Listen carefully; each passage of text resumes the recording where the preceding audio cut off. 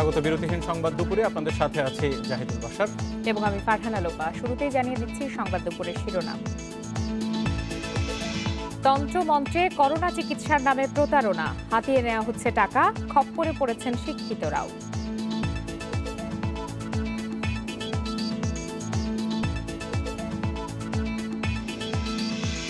অবৈধ সম্পদের মামলায় গ্রেপ্তার দেখানো হলো বরখাস্ত ওসি প্রদীপকে। পরবর্তী শুনানি 20 সেপ্টেম্বর।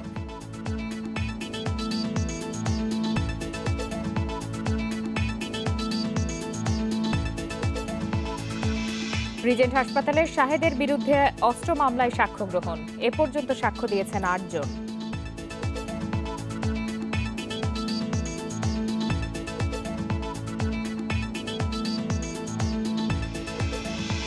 সীমান্তে মিয়ানমার সেনাদের গতিবিধির খবরে সতর্ক বিজিবি, পরিস্থিতি মোকাবিলায় আছে প্রস্তুতি।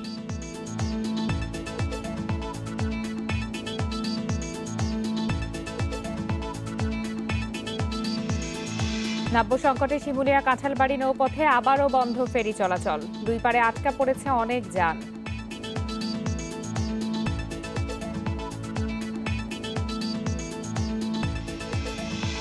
শিরোনাম জানাচ্ছিলাম, এবারে চলে যাচ্ছি বিস্তারিত খবরে।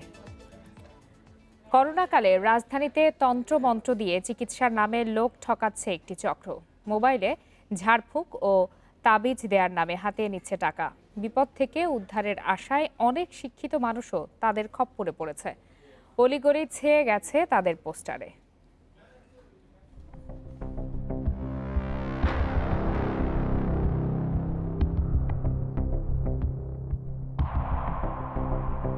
ব্যবসায় উন্নতি, বিদেশ যাত্রায় সফলতা, কঠিন রোগ থেকে মুক্তি, এমন চটকদার বিজ্ঞাপন প্রচার করছেন মানিক বৌদ্ধ। বান্দরবান থেকে রাজধানীতে অসাধ্যকে সাধন করার প্রতিশ্রুতি দিচ্ছেন তিনি। শুধু তাই নয়, করোনা ভাইরাস থেকে মুক্ত হওয়ারও দাওয়াই দেন তিনি, তাও মোবাইলে। তো আপনি তো লিখছেন যে কোনো অসাধ্য কাজকে সাধ্য করা যায়। তা আমি যদি বলি যে আমি আমেরিকার প্রেসিডেন্ট হব, আমি কি পারবো? এটা তো অসাধ্য কাজ। অসাধ্য কাজ সবগুলো তো আর সফল হয় না। এখানে কাজে কাজে ব্যস্ত। এখন আমরা কদিন আমি মন্ত্রী হবো, প্রধানমন্ত্রী হবো, হয়তো আপনার নসিব লাগিব, তকদির লাগিব। তান্ত্রিক ওস্তাদ দীপালি বেগম, 14টি সমস্যার সমাধান পাওয়া যায় তার কাছে। তিনিও করোনা ভাইরাসের চিকিৎসা দেন।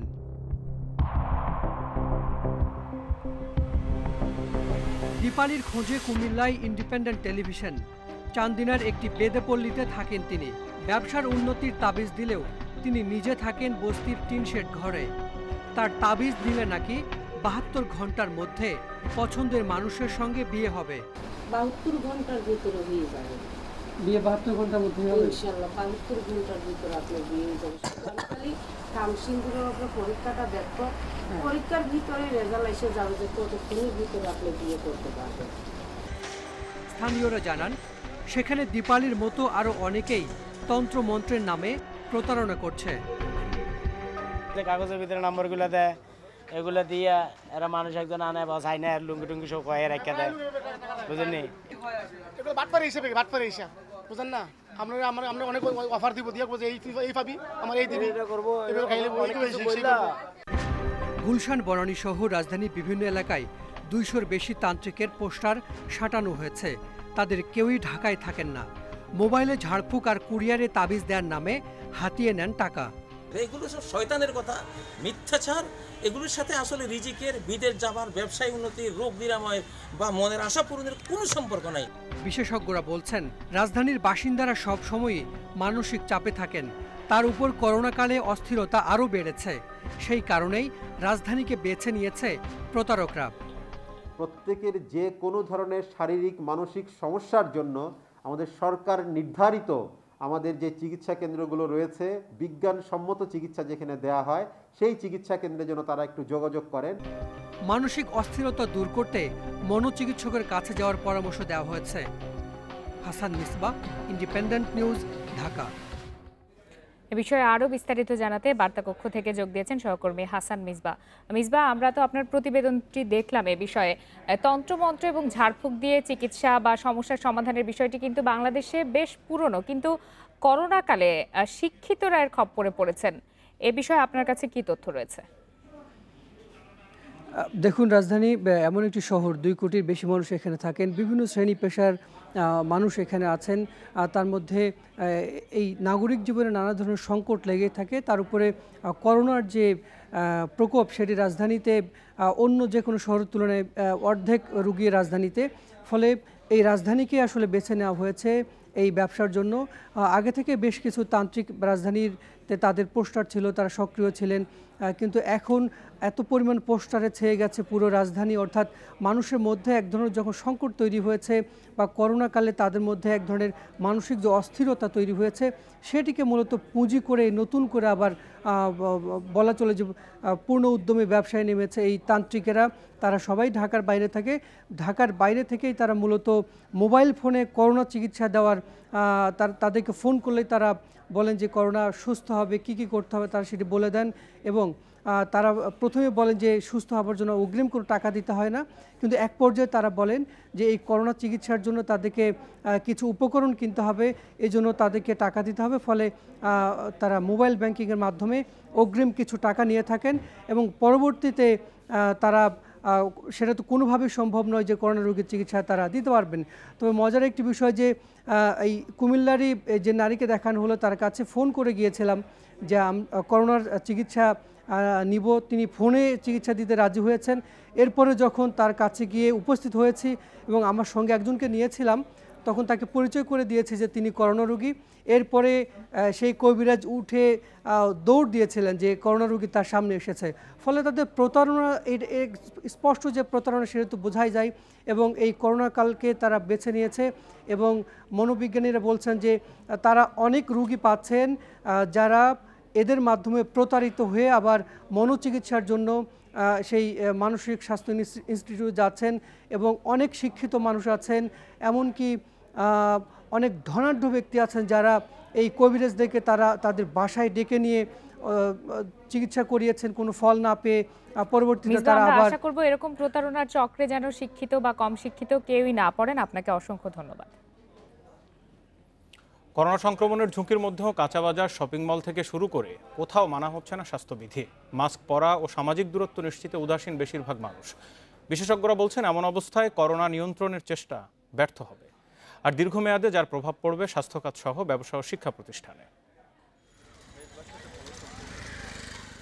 কারওয়ান বাজারে ক্রেতা বিক্রেতার ভিড়। নির্দেশনা থাকলেও মানা হচ্ছে না সামাজিক দূরত্বের বিধিনিষেধ। হাত ধোয়ার ব্যবস্থা দূরে থাক, মাস্ক না পরার পেছনে দেখানো হচ্ছে নানা অজুহাত। কারণ তো সবাই আসতেছে, এখন আর করোনার ভয় করিয়া লাভ নাই, পেটে ভাত নাই।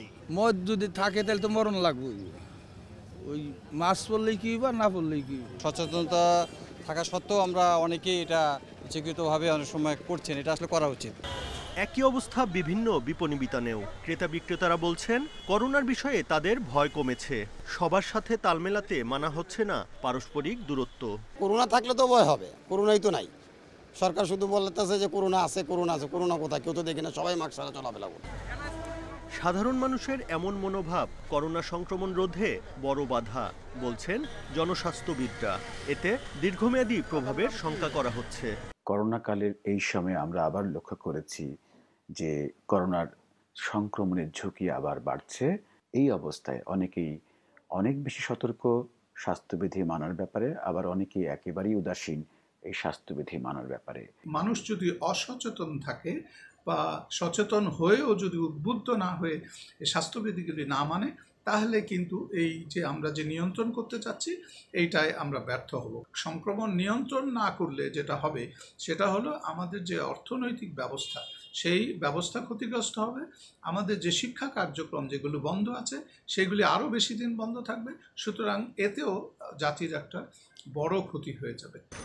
করোনা সংক্রমণ নিয়ন্ত্রণে আনতে স্বাস্থ্যবিধি মানার বিষয়ে সচেতনতা ও প্রয়োজনে আইন প্রয়োগের পরামর্শ দিয়েছেন বিশেষজ্ঞরা। Buddhadeb Kundu, independent news, Dhaka. দেশে বাড়ছে কোমর ও পিঠ ব্যথায় আক্রান্ত রোগীর সংখ্যা। করোনাকালে জীবনযাপনের পরিবর্তনে অজান্তেই এসব রোগে আক্রান্ত হচ্ছেন অনেকে, বলছেন ফিজিওথেরাপিস্টরা। চিকিৎসকরা বলছেন জীবনযাপনের নিয়ম মেনে ও সুনির্দিষ্ট চিকিৎসায় সুস্থ হয়ে উঠছেন রোগীরা। নারায়ণগঞ্জের চাষারা এলাকার 24 বছর বয়সী যুবক মাজেদ হোসাইন প্রায় 7 বছর ধরে বাসায় কম্পিউটারে বসে টানা 12-13 ঘন্টা কাজ করেন। দীর্ঘ সময় ঘরে বসে কাজ করায় আক্রান্ত হন কোমর ও পিঠের ব্যথায়। আগস্টের 10 তারিখে চিকিৎসার জন্য তিনি ভর্তি হন সাভারের সিআরপিতে। সেখানে ফিজিওথেরাপিস্টদের চিকিৎসায় মাজেদ এখন অনেকটাই সুস্থ। একা একাই বেশ সময় ধরে হাঁটাচলাও করতে পারছেন। হাঁটতে পারতাম না, মাঝখানে 5 মিনিট হাঁটলে 2-3 মিনিট বসতে হতো। এখন আল্লাহর রহমতে আমি 5 মিনিট না আধা ঘন্টাও হাঁটতে পারি। আমার সমস্যা হয় না, অনেকটাই ভালো। প্রায় 1 মাস ধরে এখানে ট্রিটমেন্ট নিচ্ছি। ফিজিওথেরাপিস্টরা বলছেন করোনাকালে মানুষের ঘরবন্দি জীবনযাপন এবং দীর্ঘ সময় একই স্থানে বসে থাকার কারণে অজান্তেই কোমর ও পিঠ ব্যথায় আক্রান্ত হচ্ছেন অনেকে। যতটা না আঘাতজনিত কারণ, তার চেয়ে বেশি সমস্যা হচ্ছে অভ্যাসজনিত কারণ। লকডাউনে থাকাকালীন সোশ্যাল মিডিয়াতে ইনভলভমেন্ট বেড়েছে, বাসায় আবদ্ধ জায়গাটাতে তাদের কাজের পরিধি বেড়েছে, তারা কিন্তু বাইরে কেউ যাচ্ছে না। সম্প্রতি কোমর ও পিঠ ব্যথায় আক্রান্ত রোগীর সংখ্যা বেড়ে যাওয়ায় তাদের চিকিৎসায় সাভারের সিআরপি সহ প্রতিটি কেন্দ্রে কোভিড পরবর্তী পুনর্বাসন সেন্টার চালু করা হয়েছে। পাশাপাশি নিয়মিত ফেসবুক লাইভের মাধ্যমেও রোগীদের পরামর্শ দেয়া হচ্ছে।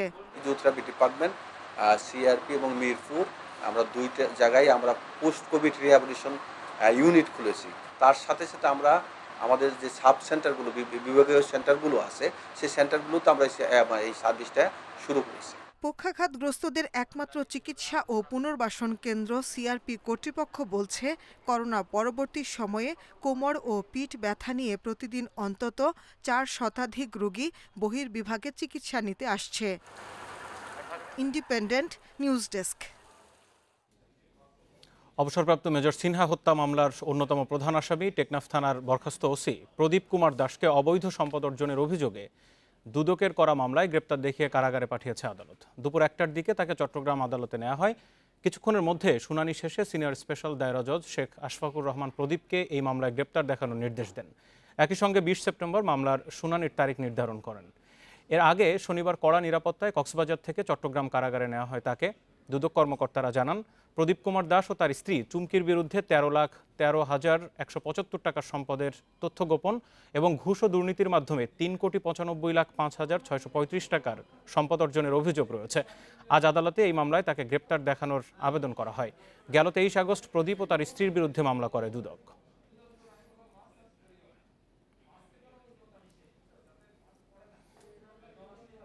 এই মুহূর্তে চট্টগ্রাম আদালতে রয়েছেন সহকর্মী অনুপম শীল। আরও বিস্তারিত খবর রয়েছে তার কাছে। অনুপম, আপনি সেই সকাল থেকেই সেখানে রয়েছেন, তাকে আনার থেকে এখন পর্যন্ত পুনরায় ফিরিয়ে দেওয়ার পুরো আপডেট রয়েছে আপনার কাছে। আইনজীবীদের সাথে সর্বশেষ কথা বলে এই মামলার বিস্তারিত জানতে পেরেছেন, জানাবেন। হ্যাঁ, আসলে আজকে বেলা 1টার দিকে মূলত একটা কিছু সময় পরে তাকে এই আদালতে উপস্থাপন করা হয় এবং এখানে আমরা যেহেতু বলছি যে আগেই জানিয়েছি যে 23 তারিখের মামলার প্রেক্ষিতে গত 26 তারিখ এই মামলায় তাকে গ্রেফতার দেখানোর জন্য একটি আবেদন দুদকের আইনজীবীদের পক্ষ থেকে করা হয়েছিল। সেটার প্রেক্ষাপটে আজকে এখানে দুদকের আইনজীবী মাহবুবুল হক তিনি মূলত দুদকের পক্ষে শুনানিতে অংশগ্রহণ করেন। তো সেক্ষেত্রে তারা বলছেন যে যেহেতু একটি বিশাল অঙ্কের অবৈধভাবে বা এখানে নিয়ম বহির্ভূতভাবে সম্পদ প্রাপ্তির একটি অভিযোগ সাবেক ওসি প্রদীপ এবং তার স্ত্রীর বিরুদ্ধে উঠেছে, তাকে এখন এই মামলায় গ্রেপ্তার দেখানো জরুরি। সেজন্যই তারা তাদের দরখাস্তের বা আবেদনের পক্ষে তাদের বিভিন্ন যুক্তি তুলে ধরেন। সে প্রেক্ষাপটে আমরা এর পরে দেখেছি যে দুদক প্রদীপের আইনজীবীরা তারাও এখানে কথা বলেছেন। প্রদীপের আইনজীবী শুভপ্রসাদ বিশ্বাস, রতন চক্রবর্তী তারা আমাদেরকে জানিয়েছেন যে তারা এই আবেদনের বিরোধিতা করে উল্টো একটি জামিন আবেদন করেছেন। তারা যেটি বলছেন যে এই মামলায় দুদকের পক্ষ থেকে যে এজাহার দায়ের করা হয়েছে সেই এজাহারে মূলত প্রদীপের বিরুদ্ধে সুনির্দিষ্ট কোনো অভিযোগ নেই। সেখানে চুমকি অর্থাৎ প্রদীপের স্ত্রীর বিরুদ্ধে অভিযোগ আছে, প্রদীপকে সহযোগী হিসেবে উল্লেখ করা হয়েছে। সেই প্রেক্ষাপটেই তারা এই মামলায় প্রদীপের জামিন চান বা জামিন আবেদন করেছেন। তো আদালত উভয় পক্ষের শুনানি শুনে পরবর্তীতে আগামী 20 তারিখ অর্থাৎ আগামী রোববার এই মামলার যে জামিন শুনানির দিন ধার্য করেছেন। তো এই প্রেক্ষাপটে এখানে মূলত প্রদীপের স্ত্রী যেহেতু এখনো পলাতক, তো আইনজীবীরা বলছেন যে তার ব্যাপারে কিন্তু কোনো আদালতে কোনো কথাবার্তা উপস্থাপন হয়নি। তবে আজকে কিন্তু এই প্রদীপ সাবেক ওসি প্রদীপকে এই আদালতে উপস্থাপন বিষয়ে আমরা দেখেছি একেবারে সকাল থেকে অত্যন্ত কড়া নিরাপত্তা ব্যবস্থা নেওয়া হয়েছে এবং প্রচুর সংখ্যক পুলিশ, বিশেষ করে চট্টগ্রাম মেট্রোপলিটন পুলিশের যারা অনুপম, এই যে ৩,৯৫,০০,০০০ টাকা এবং আরো প্রায় ১৩ লাখ টাকারও বেশি অবৈধ অর্থ গোপন করার কথা বলা হচ্ছে, কি ধরনের সম্পদ রয়েছে তার, বাড়ি বা স্থাবর সম্পত্তি, সেই বিষয়ে কিছু জানা গেল? এক্ষেত্রে আসলে সম্পত্তি যেসব অভিযোগ দুদকের পক্ষ থেকে বলা হচ্ছে, অর্থাৎ অবৈধ সম্পত্তির কথা বলা হচ্ছে, সেখানে একটি বাড়ি, সেই বাড়িটি এক্ষেত্রে প্রদীপের আইনজীবীরা বলছেন যে তা প্রদীপের শ্বশুর তার স্ত্রীকে দানপত্র করে দিয়েছেন। সেই বাড়িটি অবৈধভাবে অর্জিত কিনা সেটি খতিয়ে দেখার বিষয় আছে এবং এক্ষেত্রে দুদকের পক্ষ থেকে অভিযোগ করা হয়েছে যেহেতু প্রদীপের স্ত্রীর আরও ভাই বোন আছে, তাদেরকে না দিয়ে কেন প্রদীপের স্ত্রীকে দানপত্র উল্লেখ করা হলো সেটি নিয়ে কিন্তু একটি প্রশ্নবোধক চিহ্ন তৈরি হয়েছে। সেটিকে ঘিরেই তারা মূলত এই অভিযোগটি করেছেন বলে আমাদেরকে জানিয়েছেন। তো এই প্রেক্ষাপটে প্রদীপের পক্ষের যে আইনজীবী তারাও বলছেন যে মূলত কোনো একজন ব্যক্তি তার অর্জিত সম্পদ বা তার সম্পদ যে কাউকে দিতে পারেন বা যে কোনো সন্তানকে দিতে পারেন, এটি আসলে যে অভিযোগ তোলা হচ্ছে সেটি সঠিক নয় বলেই তারা দাবি করছেন।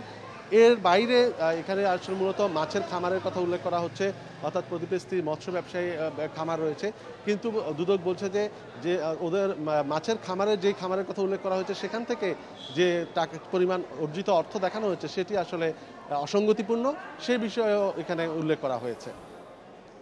দুদকের মামলায় প্রদীপকে চট্টগ্রাম কারাগারে পাঠানো হয়েছে, সেই খবরের বিস্তারিত জানছিলাম। কক্সবাজারে অবসরপ্রাপ্ত মেজর সিনহা রাশেদ খান হত্যা মামলার আসামি টেকনাফ থানার কনস্টেবল রুবেল শর্মাকে আটক করেছে র্যাব। একই থানার বরখাস্ত ওসি প্রদীপ কুমার দাসের সহযোগী হিসাবে পরিচিত রুবেলকে সকালে টেকনাফ থেকে আটক করা হয়। র্যাব জানায় এর আগে গ্রেপ্তার পুলিশ সদস্যদের দেয়া স্বীকারোক্তির ভিত্তিতে রুবেল শর্মাকে আটক করে আদালতে নেওয়া হয়েছে। নিহত সিনহার বোন শারমিন শাহরিয়া ফেরদৌস বাদী হয়ে গেল ৫ আগস্ট কক্সবাজারের আদালতে টেকনাফ থানার সাবেক ওসি প্রদীপ কুমার দাস, ইন্সপেক্টর লিয়াকত আলী সহ ৯ জনের বিরুদ্ধে হত্যা মামলা দায়ের করেন। ৬ আগস্ট প্রদীপ ও লিয়াকত সহ ৭ আসামি আদালতে আত্মসমর্পণ করেন। এই মামলায় এখনও পলাতক আছেন আরও ১ পুলিশ সদস্য। রিজেন্ট হাসপাতালের চেয়ারম্যান মোহাম্মদ শাহেদের বিরুদ্ধে করা অস্ত্র মামলায় দ্বিতীয় দিনের মতো সাক্ষ্য গ্রহণ শেষ হয়েছে। ঢাকা মহানগর দায়রা জজ কে এম ইমরুল কায়েসের আদালতে এই সাক্ষ্য গ্রহণ হয়। এই মামলায় ১৪ জন সাক্ষী রয়েছেন বলে জানিয়েছে রাষ্ট্রপক্ষের আইনজীবী। এ পর্যন্ত ৮ জনের সাক্ষ্য গ্রহণ করা হয়েছে। গতকাল প্রথম দিনে সাক্ষ্য দেন পুলিশের এডিসি বদরুজ্জামান, এসআই কবির হোসেন, চান মিয়া ও নিজামুল। গত ২৭ আগস্ট অস্ত্র মামলায় শাহেদের বিরুদ্ধে অভিযোগ গঠন করে আদালত। ১৫ জুলাই সাতক্ষীরার সীমান্তবর্তী এলাকা থেকে তাকে গ্রেপ্তার করে র্যাব। পরে হেলিকপ্টারে করে আনা হয় ঢাকায়। পরদিন করোনা পরীক্ষার নামে ভুয়া রিপোর্ট সহ বিভিন্ন প্রতারণার অভিযোগে করা মামলায় শাহেদের ১০ দিনের রিমান্ড মঞ্জুর করে আদালত। এরপর তাকে নিয়ে উত্তরায় অভিযান চালায় ডিবি পুলিশ। অভিযানে অস্ত্র উদ্ধারের ঘটনায় একটি মামলা করা হয়। বাংলাদেশ সীমান্তে শুক্রবার ভোর থেকে মাছ ধরা ট্রলারে করে মিয়ানমারের সেনাদের সন্দেহজনক গতিবিধির খবরে সতর্ক অবস্থায় রয়েছে বিজিবি। তবে এখন পর্যন্ত সীমান্তে কোনো বাড়তি সদস্য মোতায়েন করা হয়নি। বিজিবির টেকনাফ ব্যাটালিয়নের অধিনায়ক লেফটেন্যান্ট কর্নেল ইমরান হাসান খান জানান, সেন্ট মার্টিন সহ টেকনাফে বিজিবির ১৫টি সীমান্ত চৌকি রয়েছে। যে কোনো পরিস্থিতি মোকাবেলায় প্রস্তুত থাকার কথাও জানান তিনি। এর আগে সীমান্তে মিয়ানমারের সেনাদের সন্দেহজনক গতিবিধির পরিপ্রেক্ষিতে রোববার কড়া প্রতিবাদ জানায় পররাষ্ট্র মন্ত্রণালয়। উদ্ভূত পরিস্থিতিতে ঢাকায় মিয়ানমারের রাষ্ট্রদূত অং কিউ মোয়েকে রোববার পররাষ্ট্র মন্ত্রণালয়ে ডেকে প্রতিবাদপত্র দেয়া হয়। পররাষ্ট্র মন্ত্রণালয়ের সূত্র জানিয়েছে, শুক্রবার সকাল থেকে সীমান্ত এলাকায় অন্তত ৩টি পয়েন্টে ট্রলারে করে মিয়ানমারের সেনাদের টহল দিতে দেখা যায়। বিনা উস্কানিতে এভাবে সীমান্তের কাছে নতুন করে সেনা সমাবেশের প্রতিবাদে ঢাকা মিয়ানমারকে জানায়, সন্দেহজনক এসব তৎপরতা দুই দেশের মধ্যে ভুল বোঝাবুঝি সৃষ্টি করবে। এসব তৎপরতা বন্ধ করতে মিয়ানমারকে দ্রুত পদক্ষেপ নিতে বলেছে বাংলাদেশ।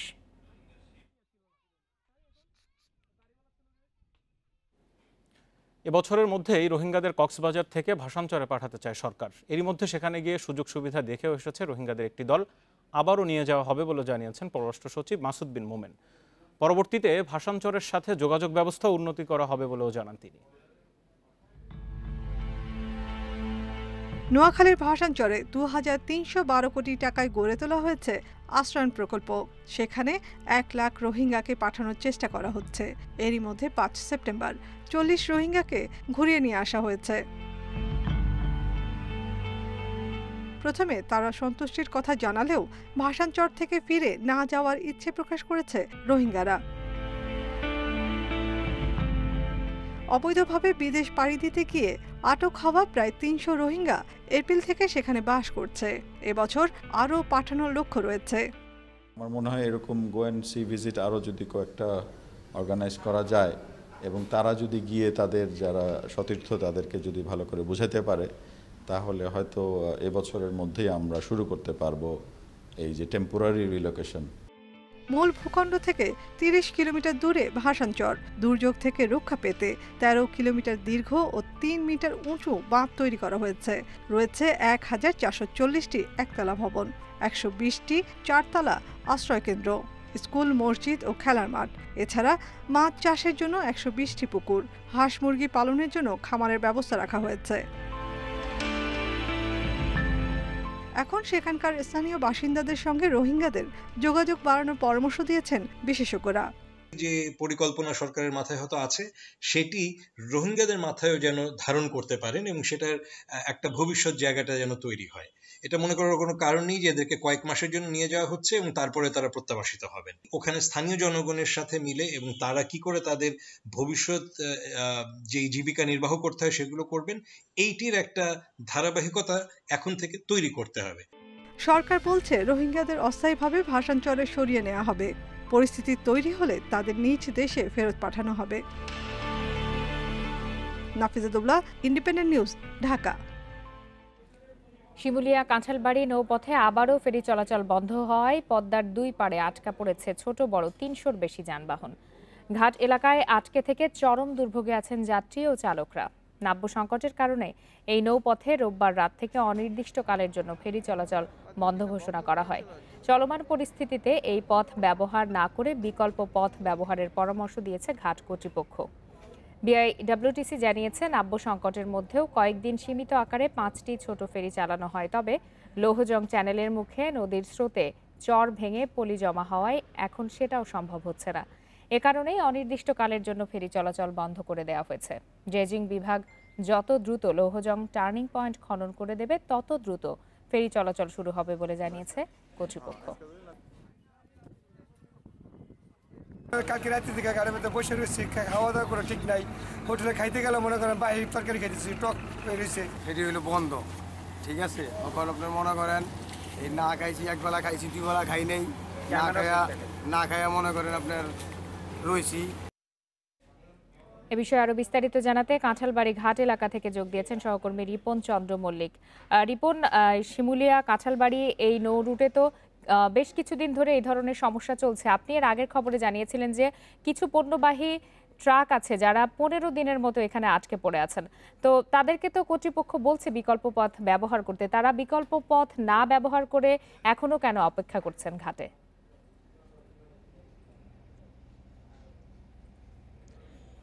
জি, আমি কথা বলেছিলাম এই ঘাটে প্রায় 1.5 শতাধিক ট্রাক রয়েছে বিভিন্ন মালবাহী। এই ট্রাক চালক এবং শ্রমিকদের সাথে আমি কথা বলেছি। তারা যেটি বলছেন যে এই রুটটি যারা ব্যবহার করেন, যে সকল ট্রাক মালিকরা, ট্রাক শ্রমিকরা, তারা মূলত ওভারলোড যে ট্রাকগুলি রয়েছে, অর্থাৎ ধারণ ক্ষমতার বেশি পরিমাণ যে মালবাহী যে ট্রাকগুলি চলাচল করে ঢাকা থেকে দক্ষিণাঞ্চলের বিভিন্ন জেলায়, এই সকল ট্রাকগুলি মূলত এই রুট দিয়ে যাতায়াত করে। এই জন্যই মূলত তারা এই ঘাটে এখনো অপেক্ষা করছেন। তাদের সাথে কথা বলে আমি যেটি জানতে পেরেছি যে তারা বলছেন যে তারা যে সকল মানুষদের কাছ থেকে মালামাল আনা নেওয়ার জন্য যে কন্ট্যাক্ট করেন, চুক্তি করেন, সেই চুক্তি অনুযায়ী কিন্তু তারা ভাড়াটা নিয়ে থাকেন এই পথটির যে পথের দূরত্ব, সেই দূরত্ব অনুযায়ী। কিন্তু এখন যদি কর্তৃপক্ষ বলছে যে আপনার ঘুরে যাওয়ার জন্য আরিচা দড়িদিয়া ঘাট হয়ে ওই ঘাটটি ব্যবহার করে যদি তারা যেতে চায়, তাহলে তাদের কিন্তু অনেক টাকা ব্যয় হবে, এমনটি আমাকে জানিয়েছে। তাছাড়া যেহেতু এই কাঁঠালবাড়ি শিমুলা নৌ রুটটিতে কিন্তু আপনাকে জানিয়েছি যে বেশি পরিমাণ অতিরিক্ত মাল নিয়ে ট্রাকগুলি চলাচল করে, যার ফলে কিন্তু অন্য রুটগুলো তারা কিন্তু ব্যবহার করতে চাচ্ছে না। এই যে অন্য রুটগুলো ব্যবহার করলে, যেমন মানিকগঞ্জে কিন্তু স্কেল মিটার রয়েছে সড়কে, ওই স্কেল মিটারে কিন্তু এই ট্রাকগুলি গেলেই কিন্তু তাদের জরিমানা গুনতে হতে পারে, এই আশঙ্কা। এবার তো অনির্দিষ্টকালের জন্য ফেরি চলাচল বন্ধ ঘোষণা করা হয়েছে এবং বলা হচ্ছে যে লৌহজং টার্নিং পয়েন্টটি যতদিন খনন করা না হবে ততদিন ফেরি চলাচল স্বাভাবিক হবে না। তো কতদিন লাগতে পারে এই খনন কাজ শেষ করতে? জি, আমি কথা বলেছি এই শিমুলিয়ান কাঁঠালবাড়ি নৌপথের যিনি ড্রেজিং বিভাগের দায়িত্বে রয়েছেন বিআইডব্লিউটি এর অতিরিক্ত প্রধান প্রকৌশলী সাইদুর রহমান। তিনি আমাদেরকে জানিয়েছেন যে তারা মূলত এই চ্যানেলটি তো 300 মিটার চওড়া প্রশস্ত করে যদি খনন করা হয় তাহলে কিন্তু দুটি ফেরি টু ওয়েতে চলাচল করতে পারবে, কিন্তু যেটি তারা খনন করেছিল 180 মিটারের মতো চওড়া, সেটি আসলে একটি ফেরি চলাচলের উপযোগী। কিন্তু এটি করতে গিয়ে কিন্তু আপনি জানেন যে এবারে বন্যায় কিন্তু প্রচুর পলি আসছে এবং আমাদের এই শিবচরের যে চরাঞ্চল এবং নদীর দুই পারে কিন্তু ভেঙে পড়ছে। এই ভেঙে পড়ার যে নদী ভেঙে পড়ার যে পলিমাটিগুলি, সেই পলিমাটিগুলি কিন্তু আবার এই যে খনন করার যে গভীরতা, সেই গভীরতায় গিয়ে জমে আবার কিন্তু দ্রুত নাব্যতা হারিয়ে ফেলছে এই রুটটি।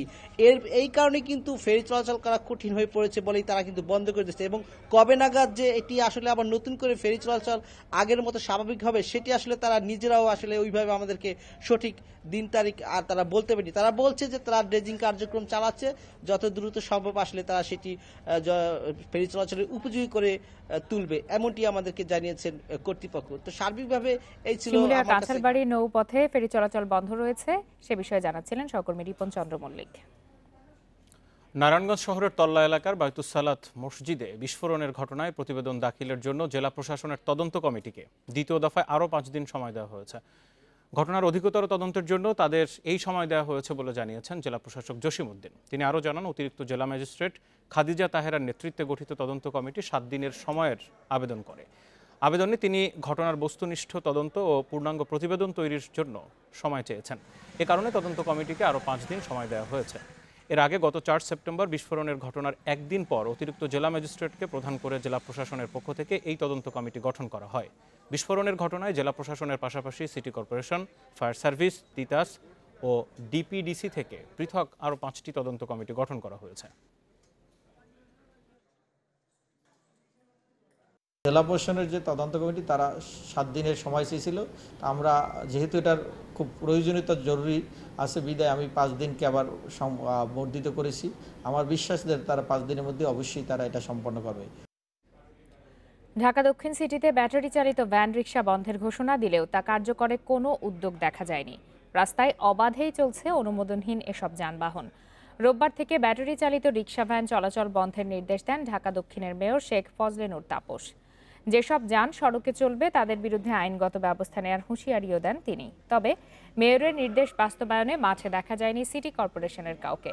ডিএসসিসি সূত্র বলছে, নির্বাহী ম্যাজিস্ট্রেট কম থাকায় ব্যবস্থা নেওয়া সম্ভব হচ্ছে না। তবে 2-1 দিনের মধ্যে অভিযান শুরু হবে বলে জানিয়েছেন দক্ষিণ সিটির কর্মকর্তারা। এদিকে রিক্সা, ভ্যান, ঘোড়ার গাড়ি, ঠেলা গাড়ির সংখ্যা নিয়ন্ত্রণে আনতে নিবন্ধন কার্যক্রম শুরু করেছে দক্ষিণ সিটি।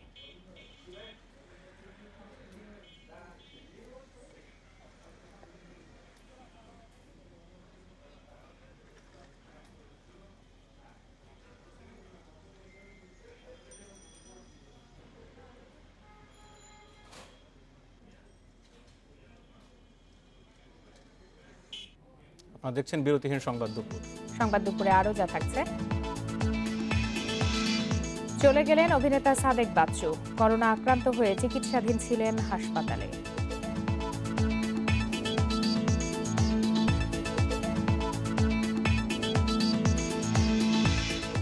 নিয়মের কড়াকড়িতে টাইগারদের শ্রীলঙ্কা সফর নিয়ে শঙ্কা, আজকালের মধ্যে চূড়ান্ত হবে সব।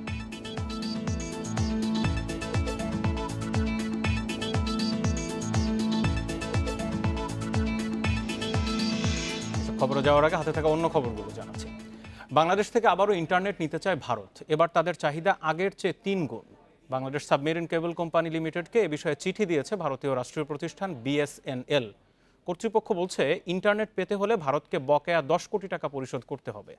তবে রপ্তানির তুলনায় বহুগুণ আমদানি হচ্ছে ভারত থেকে, যদিও ইন্টারনেট আমদানিতে নিরাপত্তা ঝুঁকি দেখছেন বিশ্লেষকেরা।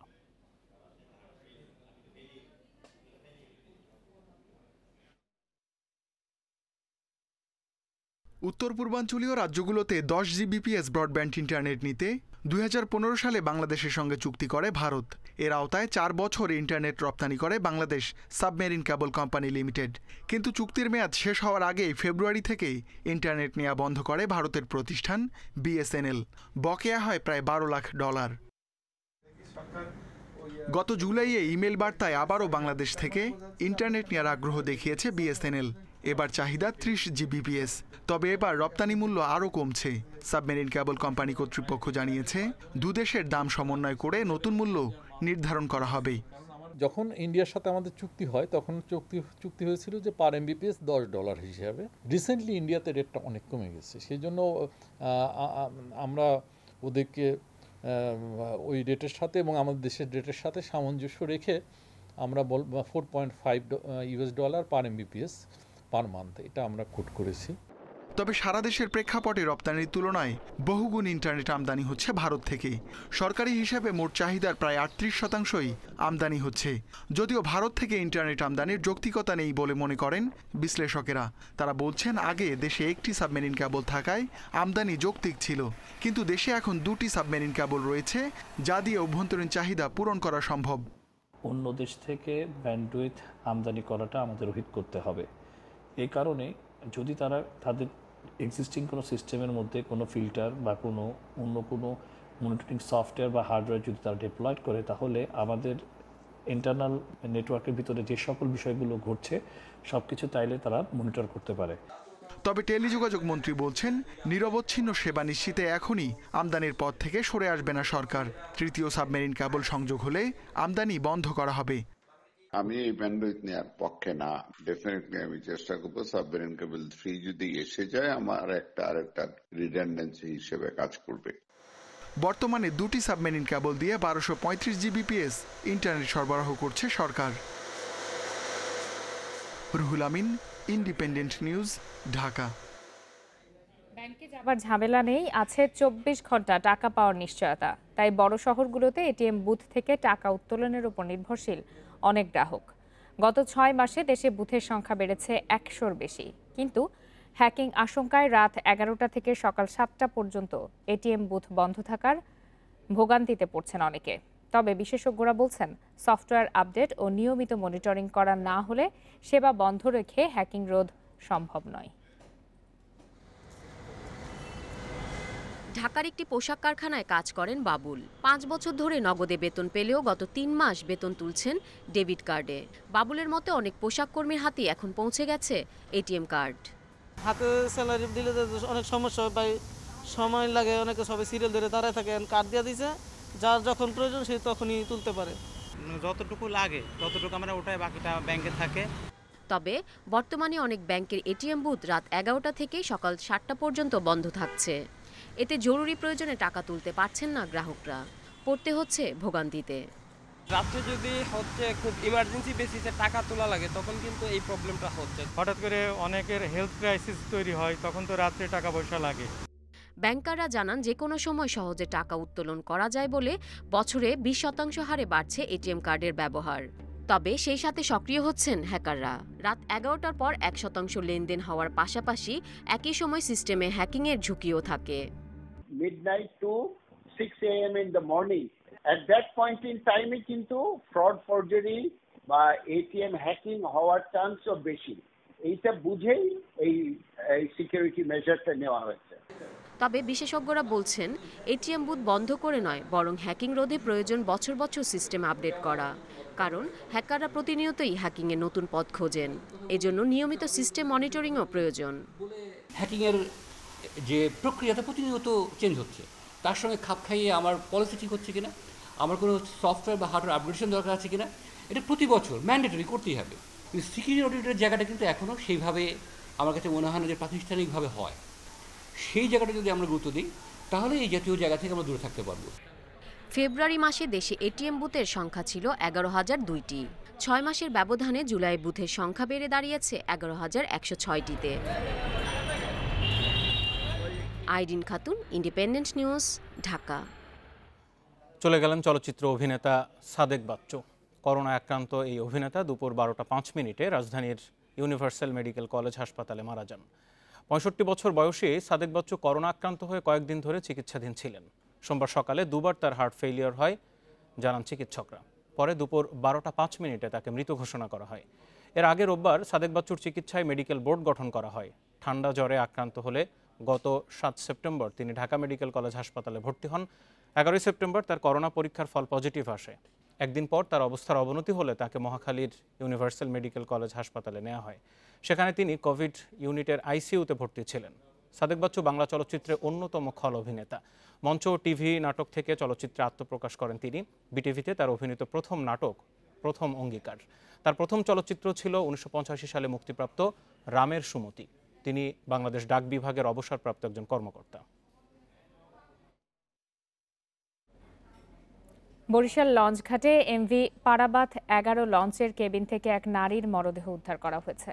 সকালে কেবিনের ভেতরে মরদেহটি দেখতে পেয়ে পুলিশে খবর দেন লঞ্চের কর্মচারীরা। প্রত্যক্ষদর্শীরা জানান, ভোরে লঞ্চটি ঢাকা থেকে বরিশালে পৌঁছায়। সকাল 7টার দিকে কেবিনের ভেতরে মরদেহ দেখতে পান কর্মচারীরা। রোববার এক ব্যক্তির সঙ্গে লঞ্চের 391 নম্বর কেবিনে ওঠেন ওই নারী। লঞ্চের কর্মীরা জানান, কেবিনে কোনো ব্যাগ ছিল না। ওই নারীর সহযাত্রীরও খোঁজ মিলছে না।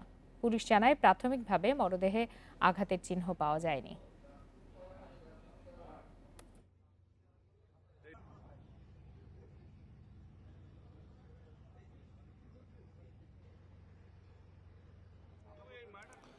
নরসিংদীর শিবপুরে স্ত্রীসহ 3 জনকে হত্যার ঘটনায় আটক কাঠ মিস্ত্রি বাদল মিয়াকে আসামি করে মামলা হয়েছে। গতরাতে নিহত বাড়ি মালিক দম্পতির ছেলে শাহিন মিয়া এই মামলা করেন। এদিকে ময়নাতদন্ত শেষে গতরাতেই শিবপুরের কুমারদি গ্রামের কবরস্থানে নিহতদের দাফন করা হয়েছে।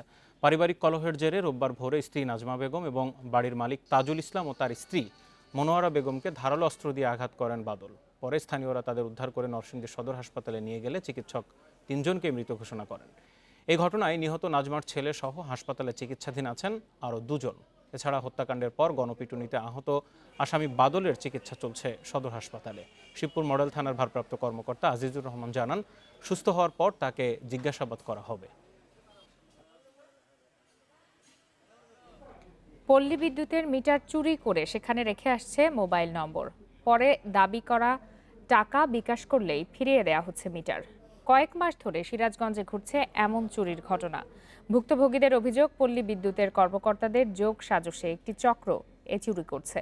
তবে পল্লী বিদ্যুতের কর্মকর্তারা জানান, এরই মধ্যে এ বিষয়ে থানায় অভিযোগ জানানো হয়েছে। কামারখন্দ উপজেলার জামতল ও কর্ণসূতি গ্রামে মঙ্গলবার রাতে চুরি হয় 11 প্রতিষ্ঠানের পল্লী বিদ্যুতের মিটার। 7টি চালকল ও 4টি সেচ পাম্পের বিদ্যুৎ মিটার চুরি করে বক্সে রেখে যায় মিটার নম্বর ও মোবাইল নম্বর। পরে সেই নম্বরে যোগাযোগ করলে তাদের টাকা বিকাশ করতে বলা হয়। টাকা বিকাশ করার পর হদিশ জানানো হয় মিটারের। কয়েক মাস ধরেই এভাবে বিদ্যুতের মিটার চুরি হচ্ছে। ভুক্তভোগীরা বলছেন, বিদ্যুৎ বিভাগে যোগ সাজস না থাকলে সাধারণ চোরের পক্ষে মিটার চুরি সম্ভব না। কাজগুলো তো অভিজ্ঞ লোক ছাড়া সম্ভব না, এটা আমার মতো লোকের তো সম্ভব না। যারা এর ভিতরে কর্ম করে রাখা তারাই এগুলোর ভিতরে জড়িত। নাম্বারগুলো খালি ফটো ছবি করেও রাখছে, লিখিতভাবে রাখছি, রাখার পরে অফিসার বলে আমরা দেখতেছি। অভিযোগ অস্বীকার করে পল্লী বিদ্যুতের পক্ষ থেকে বলা হয়, এরই মধ্যে থানায় অভিযোগ জানানো হয়েছে। চক্রটির সন্ধানে অভিযান চালাচ্ছে পুলিশ। এখনো পর্যন্ত আমাদের কাছে ক্লিয়ার ওই ধরনের তথ্য নাই। ইনকোয়ারি হইলে আমাদেরকে ডাকবে, কোনো কিছু হলে আমাদেরকে ডাকবে, আমরা চাই ধরুক এবং আমাদেরকে ডাকুক, প্রয়োজনীয় ব্যবস্থা নিক। শুধুমাত্র আমাদের থানা এলাকায় নয়, আমার পার্শ্ববর্তী থানা রায়গঞ্জ, সদর, বেলকুচি এই এলাকাগুলোতে এই ঘটনা ঘটতেছে।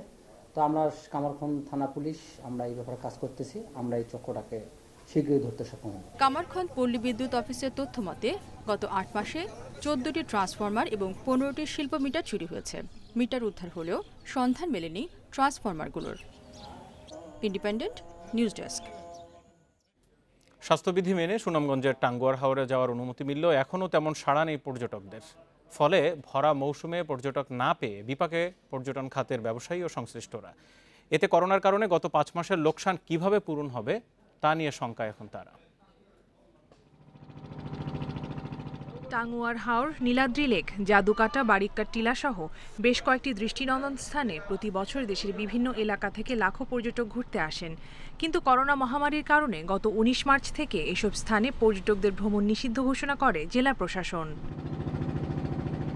প্রায় ৫ মাস পর সুনামগঞ্জ জেলা প্রশাসনের পক্ষ থেকে নিষেধাজ্ঞা শিথিল করে সীমিত আকারে দর্শনীয় স্থানগুলো পর্যটকদের জন্য খুলে দেওয়া হয়েছে। তবে সেক্ষেত্রে পর্যটক সহ সংশ্লিষ্ট সবাইকে মানতে হবে স্বাস্থ্যবিধি সহ বেশ কিছু শর্ত। পর্যটন এলাকায় চলাচলের প্রধান বাহন নৌকা হওয়ায় মাঝিদের জন্য দেওয়া হয়েছে সবচেয়ে বেশি নির্দেশনা। বর্ষার শুরু থেকে পর্যটকদের আনাগোনা থাকে সুনামগঞ্জে, তাই বছরের এই সময়ের অপেক্ষায় থাকেন শতাধিক ট্রলার ও স্পিডবোট মালিক ও শ্রমিকরা। কিন্তু এখন পর্যটন এলাকা খুলে দিলেও তেমন সাড়া নেই ভ্রমণ পিপাসুদের। এতে আয় রোজগারের পথ বন্ধ তাদের, কাজ হারিয়ে বেকারও হয়েছেন অনেকে। হাওর কেন্দ্রিক যে ট্যুরিজম ব্যবসা, এ ব্যবসা স্তীমিত হয়েছে অনেক পূর্বে থেকেই। এখানকে যারা নৌকা বা মোটরসাইকেল সিএনজি চালান তারা কর্মহীন হয়ে পড়েছেন। নৌকা ঘাটে প্রায় ৩ থেকে ৪০০ নৌকা ট্রলার ছিল পর্যটকদের আনা নেওয়া করার জন্য, এতে করে অনেক মানুষ বেকার হয়ে পড়েছে। এদিকে পর্যটকদের স্বাস্থ্য সুরক্ষায় মাস্ক, হ্যান্ড স্যানিটাইজার এবং নৌকায় যাত্রী সংখ্যা সীমিত রাখতে নির্দেশনা দিয়েছে স্থানীয় প্রশাসন। মাস্ক মুখে দেওয়া, এরপরে হ্যান্ড স্যানিটাইজার ইউজ করা এবং সামাজিক দূরত্ব বজায় রাখা, এই 3টা বিষয় মেনে চললে মোটামুটি সেফলি আসা যায়। তো আমরা এটার জন্য, এটা নিশ্চিত করার জন্য আমরা হাওড় এলাকায় মাইকিং করে দিয়েছি। তবে করোনা ভাইরাস সংক্রমণ রোধে তাহিরপুর উপজেলা এবং আশপাশের দর্শনীয় এলাকায় পর্যটকদের রাত্রি যাপন নিষিদ্ধ করেছে উপজেলা প্রশাসন। Independent news desk. রোববার বিশ্বে করোনায় একদিনে ৩,৭,০০০ রোগী শনাক্তের নতুন রেকর্ড হয়েছে বলে জানিয়েছে বিশ্ব স্বাস্থ্য সংস্থা। এর আগে ৬ সেপ্টেম্বর সর্বোচ্চ ৩,৬,৮৫৭ জনের শরীরে মেলে করোনা ভাইরাস।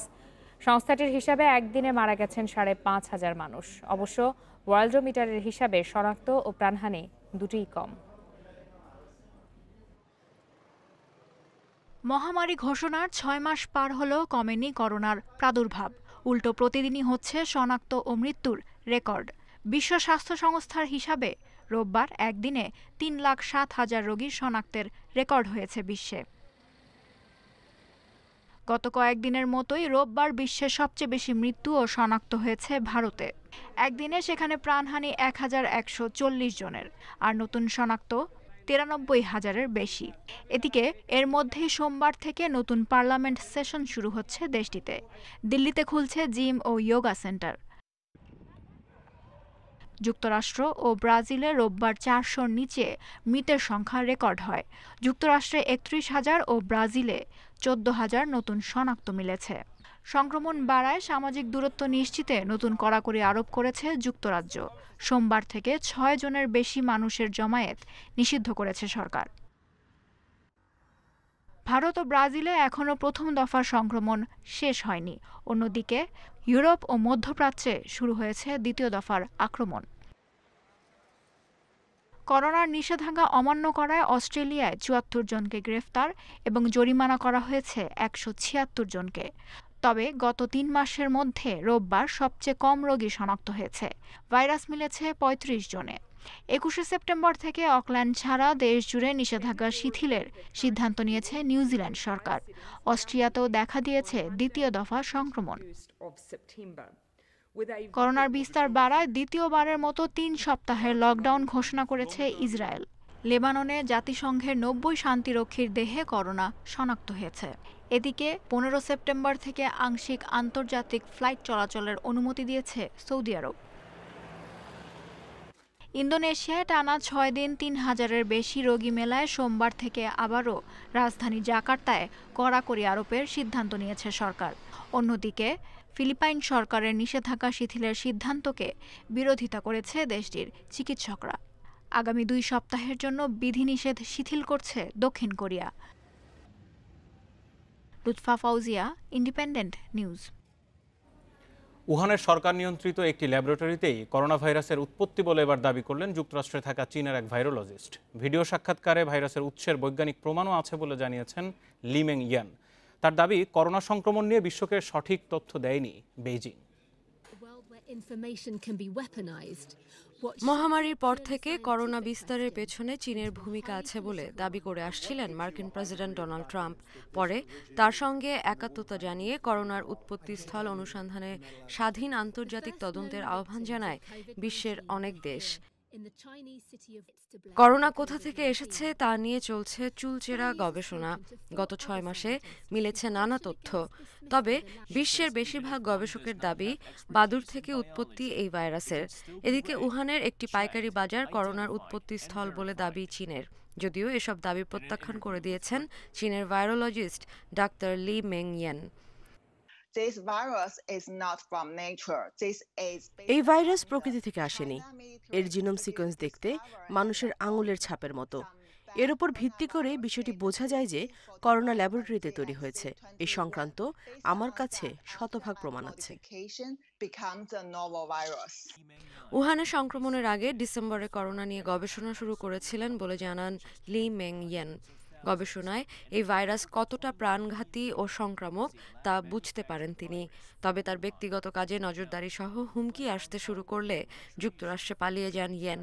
উহানে যখন করোনার বিস্তার ঘটে তখন চীনা সরকার বিশ্ববাসীকে সঠিক তথ্য দেয়নি বলে দাবি ইয়েনের। Sadia Fren, independent news.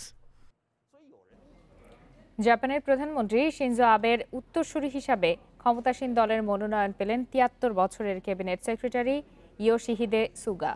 দলীয় প্রধান হিসাবে সুগা নির্বাচিত হয়। বুধবার পার্লামেন্টে প্রধানমন্ত্রী নির্বাচনে তার জয় একরকম নিশ্চিত।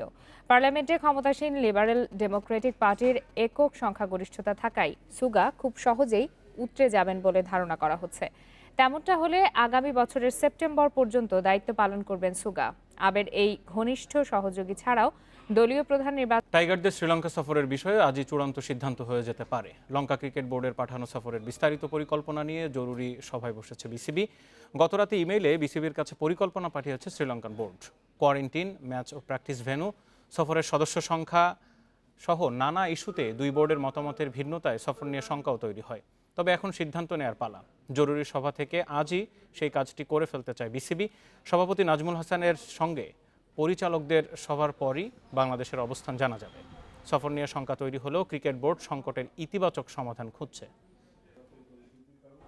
নতুন রাজা পেল ইউএস ওপেন। পুরুষ এককে প্রথমবার শিরোপা জিতলেন অস্ট্রিয়ার তারকা ডমিনিক থিয়েম। রুদ্ধশ্বাস ম্যাচে জার্মান তারকা আলেকজান্ডার জেরেভকে ৩-২ সেটে হারিয়েছেন তিনি। প্রথম 2 সেট জিতলেও থিয়েমের অভিজ্ঞতার কাছে হেরে শিরোপা স্বপ্ন ভঙ্গ হয় জেরেভের।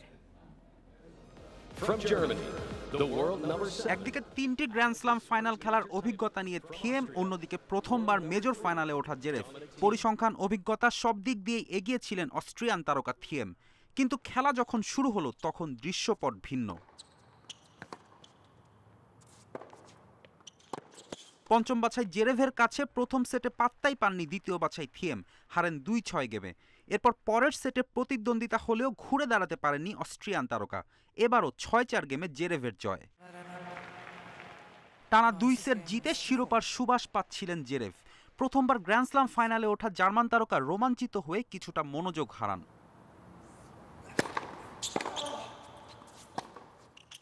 আর সেই সুযোগটা পুরোপুরি কাজে লাগান থিয়েম। তৃতীয় সেট 6-4 গেমে জেতার পর চতুর্থ সেটও জিতে নেন 6-3 গেমে। দারুণভাবে কামব্যাক করেন এই অস্ট্রিয়ান। পঞ্চম সেটেও শিরোপা জয়ের সুবর্ণ সুযোগ পান জেরেভ। এক পর্যায়ে 5-3 গেমে এগিয়ে যান জার্মান তারকা। তবে মাথা ঠান্ডা রেখে খেলার টাই ব্রেকারে নিয়ে যান থিয়েম। সেখানেও শ্বাসরুদ্ধকর লড়াই। একেবারে শেষে জেরেভের ওয়াইড ব্যাকহ্যান্ডের ভুল, আর সেই সাথে প্রথম গ্র্যান্ড স্লাম জয়ের আনন্দে আত্মহারা থিয়েম।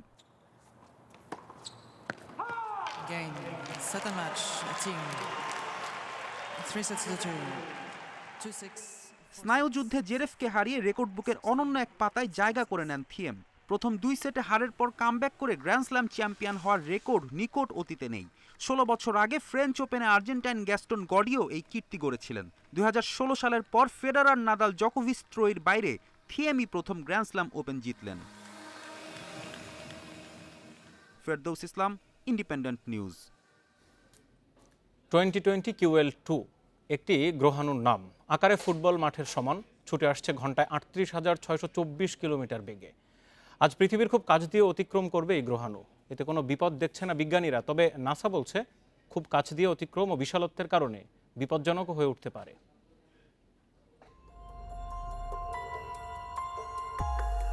14 আগস্ট প্রথম দেখা মেলে গ্রহাণু 2020 QL2 এর। এটি ছুটে আসছে ঘন্টায় 38,624 কিলোমিটার বেগে। আজ সেটি পৃথিবীর 6.8 মিলিয়ন কিলোমিটার কাছে চলে আসবে। তবে এতে পৃথিবীর কোনো বিপদ দেখছেন না বিজ্ঞানীরা। বলছেন নিরাপদ দূরত্ব রেখে মহাবিশ্বে হারিয়ে যাবে ফুটবল মাঠের সমান গ্রহাণুটি। নাসা বলছে পৃথিবীর এত কাছ দিয়ে অতিক্রম ও বিশাল আকারের কারণে এটি বিপজ্জনক হয়ে উঠতে পারে। সম্প্রতি পৃথিবী অতিক্রম গ্রহাণুর মধ্যে 2020 QL2 এর আকার সবচেয়ে বেশি। এর ব্যাস 394 ফুট। এর আগে 16 আগস্ট পৃথিবীর পাশ দিয়ে চলে গিয়েছিল 2020 QG। পৃথিবী থেকে দূরত্ব ছিল 2950 কিলোমিটার। অতিক্রমের 6 ঘন্টা পর গ্রহাণুটি দেখতে পায় ক্যালিফোর্নিয়ার দ্য পালোমার অবজারভেটরি।